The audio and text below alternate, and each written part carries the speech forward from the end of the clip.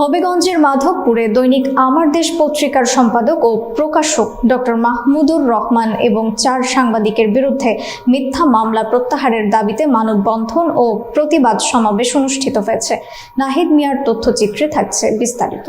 রোববার সকাল 11টায় মাধবপুর প্রেস ক্লাবের সামনে আয়োজিত 1 ঘণ্টাব্যাপী মানববন্ধনে সাংবাদিক, রাজনৈতিক দল, বৈষম্য বিরোধী ছাত্র আন্দোলন ও সুশীল সমাজের নেতৃবৃন্দ অংশগ্রহণ করেন। মানববন্ধনের সঞ্চালনা করেন দৈনিক আমার দেশের প্রতিনিধি আলাউদ্দিন আল রনি।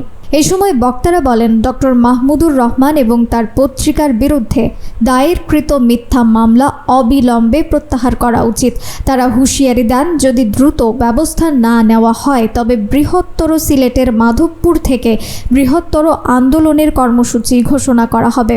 বক্তাদের মধ্যে ছিলেন মাধবপুর প্রেস ক্লাবের সভাপতি মহিউদ্দিন আহমেদ, সাবেক সভাপতি রোকনউদ্দিন লস্কর, যুগ্ম সাধারণ সম্পাদক আলমগীর কবির, মাধবপুর উপজেলার প্রেস ক্লাবের ভারপ্রাপ্ত সভাপতি তোফাজ্জল হোসেন চৌধুরী, রাজধানী টিভির সাংবাদিক সালমান কয়েস, সাংবাদিক জালাল উদ্দিন লস্কর শাহীন, রিঙ্কু দেবনাথ, মোহাম্মদ লিটন পাঠান সহ অন্যান্য নেতৃবৃন্দ।